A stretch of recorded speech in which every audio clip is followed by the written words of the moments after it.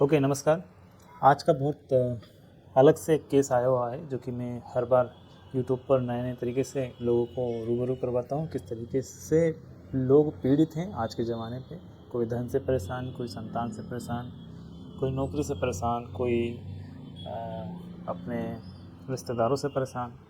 तो बहुत प्रकार के दुःख हैं और बहुत प्रकार के सुख हैं, कैसे व्यक्ति को जीवन पर परेशानियाँ आती हैं।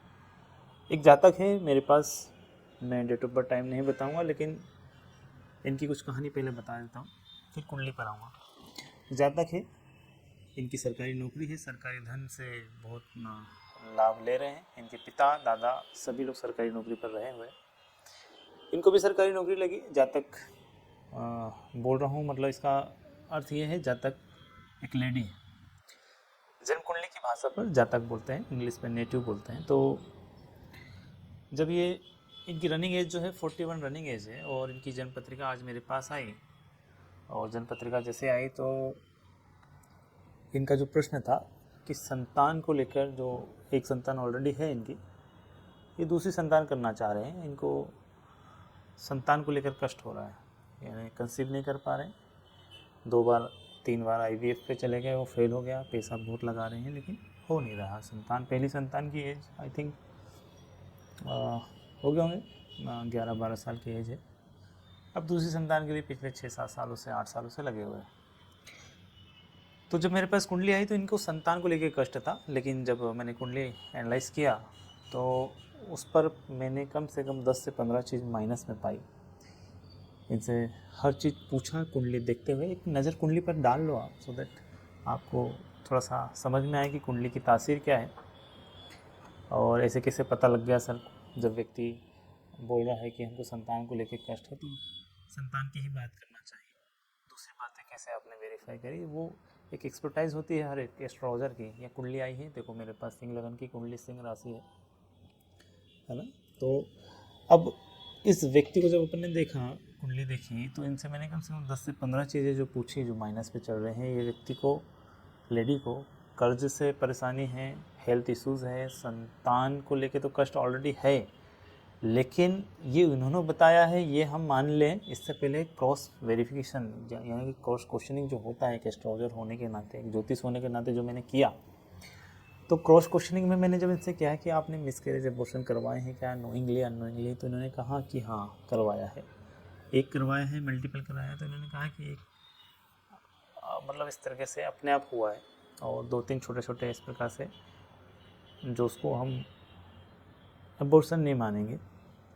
तो इनका मानना है कि एक हुआ है, नोइंगली हुआ है, और अबॉर्शन या मिसकैरेज हुए हैं, इन्होंने एक्सेप्ट किया। दूसरा, इनको जब इनकी कुंडली पर देखा मैंने, इनसे पूछा कि इनको हिप में प्रॉब्लम है क्या, इनको माइग्रेन है क्या, इनको कमर में पेशाब की जगह में तकलीफ रही है क्या। तो सी इज़ सफरिंग आफ्टर मैरिज, और इनकी मदर को भी रही है। इनसे मैंने पूछा इनके परदादा दादा पिता, यानी पिछले 3 पीढ़ी में बड़े रोग रहे हैं क्या, तो उससे एक्सेप्टेड यस, उन्होंने कहा आंसर बिल्कुल हाँ है। फिर इनसे मैंने पूछा कि क्या आपका कोई लिटिगेशन कोर्ट कचहरी में चल रहा है, कोई परेशानी रही क्या, तो इन्होंने ये बताया है कि हाँ ये प्रॉब्लम रही है इनके साथ में। फिर एक और चीज़ मैंने इनको देखा, इनकी कुंडली पर वर्तमान में देखो आप, वर्तमान में इनकी मंगल की महादशा चल रही है, रिकॉर्डिंग है। तो जब मैंने देखा कि इनकी कुंडली पर वर्तमान में मंगल की महादशा लगी, मंगल की स्थिति देखो आप, शनि की अंतर्दशा चल रही है, तो मैंने जिस तरीके से इनका कुंडली को देखा, D9 D1 D6 देखा, और जैसे ही मैंने देखा और प्रश्न किया इनसे कि आपका कोई ज़मीन को लेकर विवाद चल रहा है, तो सी एक्सेप्टेड यस। अभी recently she bought a plot and after registry the registry has gone stuck up, mean to say कि स्टेक अप मीन टू से कि उस पर कोर्ट स्टे लगा दिया किसी व्यक्ति को, ऑलरेडी वो बिक चुकी थी, और बिकने के बाद जब उसको पता लगा कि ये दूसरी रजिस्ट्री फिर से प्लॉट बिक गया, तो उसने स्टे ऑर्डर ले लिया और इनको उस प्लॉट पर मालिकाना हक नहीं मिला, और जिसने बेचा वो फरार है। तो ये प्रॉब्लम अलग चल रही है, पैसा जो जमा पूंजी वो चला गया। ऐसी बहुत सारी चीज़ें जब मैंने देखी इनकी कुंडली को वेरीफाई करते रहा, एंड मोमेंट में रिजल्ट जो निकला कि she was shocked by asking the question as I am asking to her. She was shocked कि ये कैसे आपने कुंडली को देखा, मैं तो सिर्फ संतान को लेकर आई थी, इसको लेकर मैं परेशान चल रही हूँ और मैं उसको ज़्यादा पीक में मानती थी। तो एस्ट्रोलॉजी दैट डजंट मीन कि आप जातक को सिर्फ उससे संबंधित या उसके जो करंट सिचुएशन को लेकर वो आ रहा है सिर्फ उसका सलूशन दें। एस्ट्रोलॉजर वो होता है जो उसकी पूरी पैर के नखों से लेकर सिर के बाल तक जो उसके हालात हैं, यानी जन्म से मृत्यु तक या जन्म से वर्तमान के समय तक के पूरे हालात से अवगत कराएं, उसको एस्ट्रोलॉजर बोलते हैं, उसको ज्योतिष बोलते हैं। और ज्योतिष विद्या उसी को कहते हैं जो जातक के पिछले, वर्तमान के और आने वाले समय का पूरा चिट्ठा उसके सामने रख दे। वही चीज़ आज मैंने छोटी सी कोशिश करी उसके सामने रखने की और उसको कारण बताया कि किस कारण के, किस वजह से ये ज़िंदगी में सफ़र करना पड़ रहा है। आज जातक मेडिकल फील्ड पर है, बहुत अच्छी पोजीशन पे है, पैसा तो आता है लेकिन कर्ज में जा रहा है, घर खर्च में जा रहा है, कोर्ट कचहरी में जा रहा है। आप फिर से देखो कुंडली, सिंह लगन की कुंडली, लग्नेश बहुत मजबूत है सिंह राशि का। मैंने एक बहुत बड़ा प्रेडिक्शन किया जो इस जातक के लिए, उसको प्रेडिक्शन बोलें या ये बोलें कि इसकी स्ट्रेंथ, इस कुंडली की स्ट्रेंथ जो मैंने बताई कि यदि ये जातक की कुंडली 12 साल से पहले सुधर गई होती तो ये जातक, ये व्यक्ति जो लेडी है, ये एडमिनिस्ट्रेशन डिपार्टमेंट IAS IPS अधिकारी होती या जुडिशल जज के अधिकारी होते। तो due to some reason, due to more दोष in the horoscope, she couldn't find out and she is not able to get that position as of now।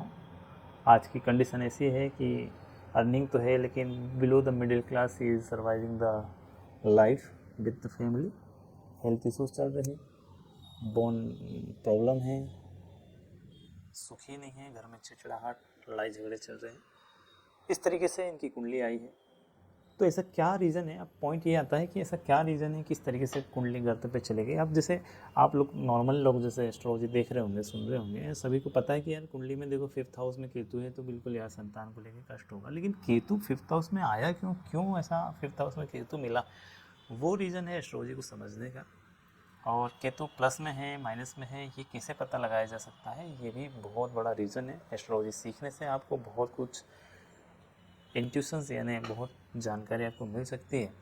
Future में, वर्तमान में कैसा जीवन होगा, कैसा जीवन रहेगा जातक का, ये पता लग सकता है। आज ये 41 की एज में मेरे पास आई विथ फैमिली, लेकिन इन्होंने ये जो बात बताई कि सर इतना जो आपने जानकारी दी है पिछले 4-5 एस्ट्रोलॉजर से ऑलरेडी मिल चुकी हैं, लेकिन किसी ने इनको माड़िक पहना दिया, किसी ने इनको पहना दिया, किसी ने इनको पूजा पाठ का बता दिया, पूजा करना है, रोज़ व्रत रखना है, दीपक जलाना है। लेकिन जो आपने जो स्ट्रेंथ बताई है, रूट कॉज बताया, वीक पॉइंट बताए हैं, ये किसी ने नहीं बताया। इसी विद्या को कर्मा एस्ट्रोलॉजी बोलते हैं। फिर मैंने इनको एक जानकारी दी जो आप लोगों को भी देना चाह रहा हूँ कि ज्योतिष का मतलब ये नहीं है कि आप इसका दुरुपयोग करें या इसका उपयोग करके आप अपने जीवन को मतलब शॉर्टकट के तरीके से धन कमाने में, अय्यासी करने में, लग्जरी भोगने पर इसका उपयोग करें। एक्चुअली ज्योतिष, जन्म पत्रिका, वैदिक एस्ट्रोलॉजी जिसको बोलते हैं, ये कर्मा का अकाउंट बुक होता है। आपका कर्मा कितना अच्छा है, कितना बुरा है, ये आपकी जन्म पत्रिका से पता लगता है। और जितना जल्दी हो सके इसको पता कर लेना चाहिए, ताकि आप अपने कर्मों का हिसाब किताब देखते हुए, पढ़ते हुए, दान पुण्य करते हुए जो पाप है उसको कम करें, और जो पुण्य वाले जो अच्छे राजयोग हैं उसको फलीभूत हो सके वो राजयोग, और आप अपने जीवन को अच्छा बना सकें। आने वाली पीढ़ी, अपनी वर्तमान पीढ़ी को आप कुछ दे सको, उस लायक बन सकते हो आप। मैं हमेशा लोगों को बोलता हूँ कि बड़े भाग मानुष तन पायो। हम बहुत भाग्यशाली हैं कि हमारा जो जन्म एज ए ह्यूमन, मनुष्य के रूप में हम लोग पैदा हुए। सोचने की, समझने की शक्ति है, देखने की शक्ति है, सुनने की शक्ति है, सूंघने की शक्ति है। हम किसी के लिए भगवान भी बन सकते हैं, किसी के लिए राक्षस भी बन सकते हैं। तो राक्षस बनने की कोशिश 99% लोग, हर लोग कर रहे हैं। 1% जो है भगवान बनने की कोशिश कर लो। वाकई में जीवन सफल हो जाएगा। आपका कुल, आपका वंश जिन्होंने पैदा किया है, लोग फ्यूचर को लेके जीते हैं कि हम हमारे बच्चों के लिए करना चाह रहे हैं। मैं बोलता हूँ आप आज भी ऐसे कुछ कर्म कर सकते हो ताकि आपके जो पूर्वज जो रहे हैं वो लोग भी कभी स्वर्ग में या जहाँ पे भी बैठे होंगे वो लोग भी गर्व करेंगे कि हमारे वंश की औलाद है जिन्होंने बहुत अच्छे कर्म किया है और काम किया है। वो लोग भी तर जाएंगे यदि आप अच्छे कर्म करते हो तो। आज के लिए बस इतना ही। ये कुंडली है, कुंडली फिर से देख लो। कुंडली पे देखो सूर्य ग्रहण लगा हुआ है, सूर्य राहु केतु पंचम में, लग्न में चंद्रमा, शुक्र 12वें भाव में बैठा हुआ है, शनि देखो तुला राशि का स्वयं की राशि में बैठा हुआ है। बहुत परेशानी चल रही है जीवन में, बस दूर के ढोल सुहाने की तरह लग रहे हैं इनकी कुंडली, लेकिन हकीकत यही है जो मैं जानता हूँ और एक वो जानते हैं और तीसरा भगवान जानता है। तो उम्मीद है आप लोगों को ये जो मैं डिस्कस कर रहा हूँ ये पसंद आएगा। इससे सीखने को ये मिलता है, मैं ज़्यादा लेक्चर नहीं देना पसंद करता हूँ, लेकिन इन ब्लॉग्स से ये सीखने को मिलेगा, इस वीडियो से आपको ये सीखने को मिलेगा कि वर्तमान में यदि आपकी सच में नीति नीयत खराब हो रही हो तो आप सावधान रहिए। आपको अगले जन्म में भोगना पड़ेगा, लेकिन आपकी पीढ़ी को भी अभी इस जन्म में भोगना पड़ेगा। तो ऐसे कुछ कर्म ना करें, कोई पाप करने से बचें, कोई बुरे कर्म जालसाजी करने से बचें, जीव जंतु की सेवा करें, पेड़ पौधों की सेवा करें, लगाएं, पर्यावरण को सुरक्षित रखें, पर्यावरण की संरक्षण करें। ये मेरा उद्देश्य है। नमस्कार, जय जय श्री महाकाल।